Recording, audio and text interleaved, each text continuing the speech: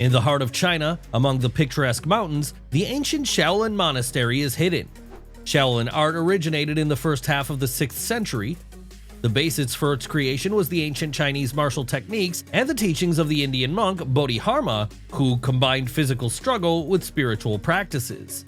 Shaolin monks are distinguished by their incredible strength and endurance. They have been working towards this for many years, training hard several times a day.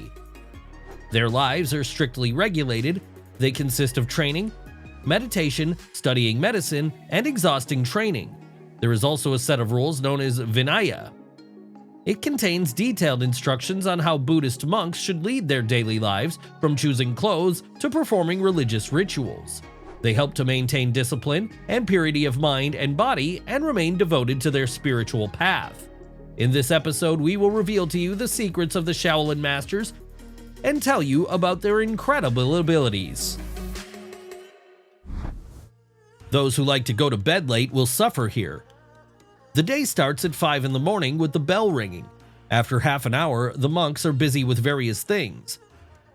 Some meditate, others recite sutras, and others go to the mountain to perform daily kung fu exercises. The Shaolin Kung Fu expression has long become a popular word, symbolizing the reference, ancient, and original style. Strenuous training has become firmly established in the daily routine of monks, along with spiritual practices. Over the next 1,000 years, the martial art of Shaolin flourished, overgrown with legends about the deeds of warrior monks. The original purpose of the Shaolin combat system is to strengthen health and self-defense, confront the enemy, and protect ancient temples and famous surrounding mountains. This school of Shaolin Kung Fu is characterized by the presence of rich techniques, a number of techniques, and attention to work on the inner state.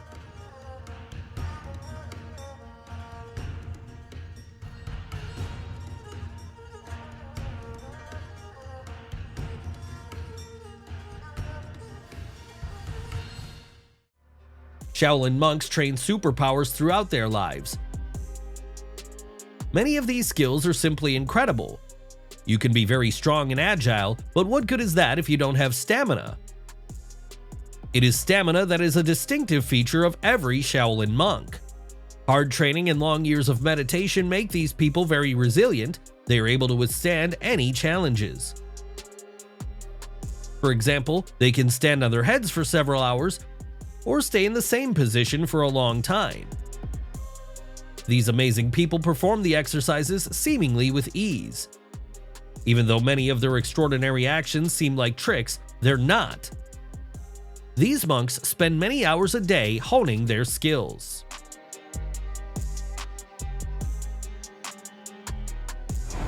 It was so cool! It's hard to comprehend how this is even possible. In Shaolin, there are strict rules according to which food is taken 3 times a day. Every monk must strictly follow these rules. It is forbidden to eat anything after the 3rd meal. Breakfast at the monastery starts at 6 in the morning and includes 2 cups of liquid porridge. Lunch happens at 11:30 and consists of a steamed bun or some bread with soup in unlimited quantities. At 6 in the evening, they have dinner, including 1 or 1.5 cups of soup with noodles. Breakfast should not be heavy. One needs to eat enough at lunch and a little less at dinner. The food should be varied. Monks are forbidden to eat meat and drink wine. Violators are punished with burning sticks and expelled from the monastery. Shaolin monks regularly drink medicinal tea, brewing it from herbs, depending on weather conditions associated with the change of seasons. The use of such tea helps to improve the stomach, raise the spirit, and prolong life.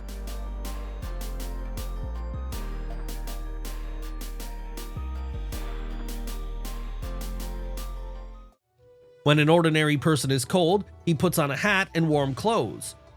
Shaolin monks can change their body temperature without taking anything off or putting it on, only using special meditation techniques.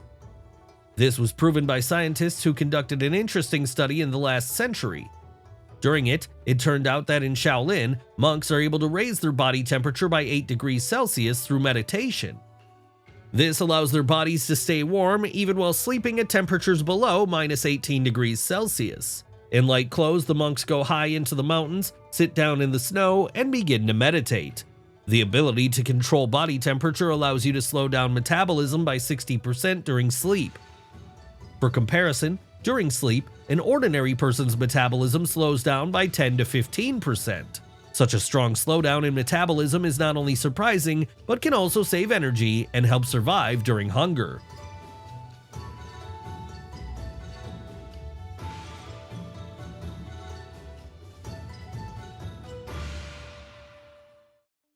After waking up, all the monks gather in the courtyard of the main temple and devote 2 hours to meditation, regardless of weather conditions and age. Only the abbot and the council, consisting of the oldest, wisest monks, are allowed to meditate indoors. The founder of the meditation was the monk Damo, who laid the foundation of Chan Buddhism in Shaolin. Almost a century and a half of practice by many generations of monks has led to the creation of a unique technique of nurturing life, with which you can calm the heart and mind, get rid of the traumatic effects of emotions and diseases of internal organs, and achieve longevity. Meditation at rest is an important part of the Shaolin inner Qigong, which is mastered by every monk. The main goal of Chan Buddhism is to achieve emptiness. Meditation at rest is performed in a sitting, standing, and lying position.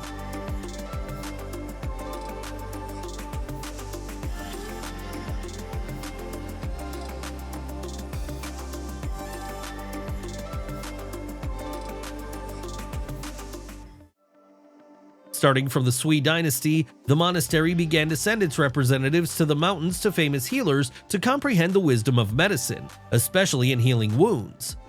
Subsequently, the medical monks began to practice therapy themselves, and gradually a full-fledged hospital was established at the monastery. For greater effectiveness, the abbots demanded that every wushu practitioner have the necessary medical knowledge in 4 areas: the causes of diseases, their treatment, prevention, and pharmacopoeia. The monks, who possessed medical knowledge, studied the issues of longevity and developed methods for prolonging life. The culinary recipes of Shaolin chefs have always been very popular and famous, no less than the martial arts of Shaolin. Medicinal roots and herbs were present in all the dishes. During the fast, the diet changed, but the principle of usefulness and balance remained. To be honest, I'm speechless after witnessing it. What about you? The basis of the foundations is perfect discipline and the Confucian principle of respect and unquestioning obedience to elders.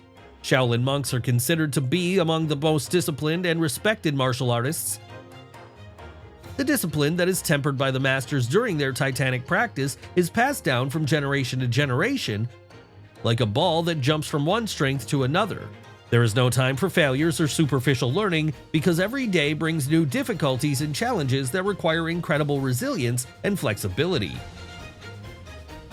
In the Shaolin Monastery, discipline is the path to freedom.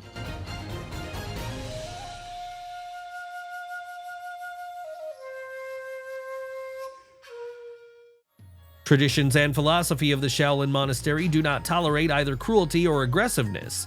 Extraneous thoughts, according to Chinese medicine, generate 7 feelings: joy, anger, sadness, thoughtfulness, sorrow, fear, and anxiety.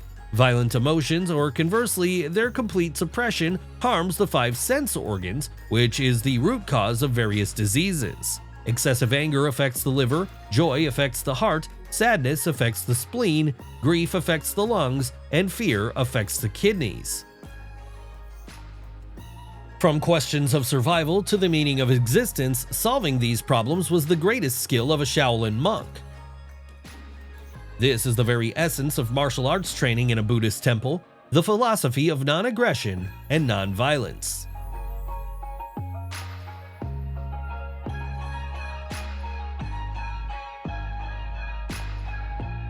The training methods of the younger generation Shaolin invariably include the main elements: exercises for developing flexibility, strength and endurance, martial arts techniques, and meditative practices.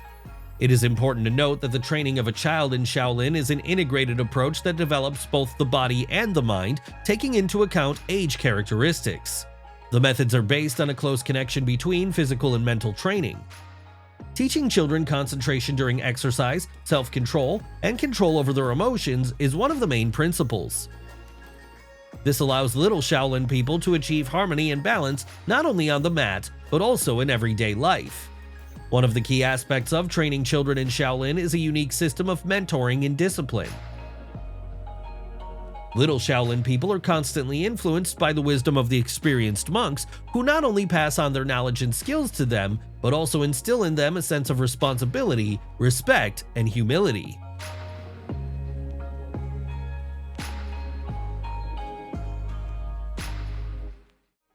The widespread use of cold arms is one of the most interesting elements of Kung Fu.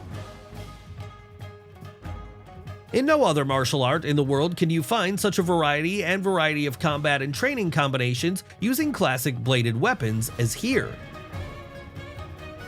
The inhabitants of the Shaolin Monastery have always been famous for their skill with weapons. Warrior monks, after eating, go to special halls where they are taught by senior monks. Extremely brutal training is conducted in these halls. Monks are required to fight at full strength and use weapons. It is also quite often practiced to fight in full force with several opponents at the same time. If you haven't liked this episode yet, now is the best time to do it.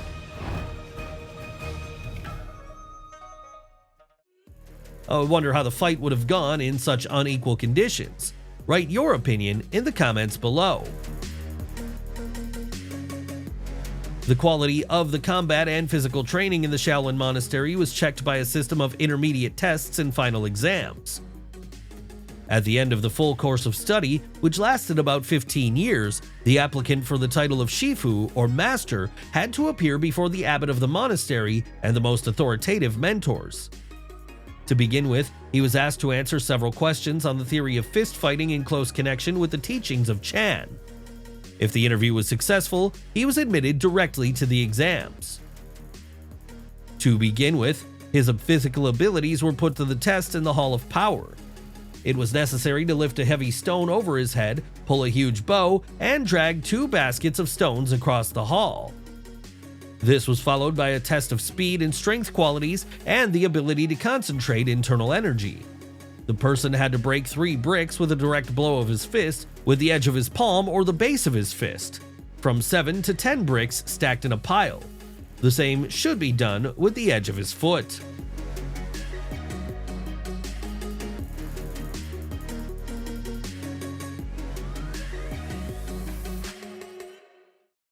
If it is not so easy to become a novice of the Shaolin Monastery, then it will not be difficult to visit it as a tourist. To do this, you need to go to China by booking tickets and a hotel, or by booking an appropriate tour.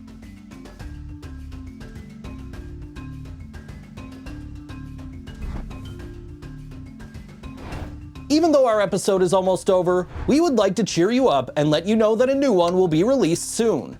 Don't forget to click the bell so as to not miss it.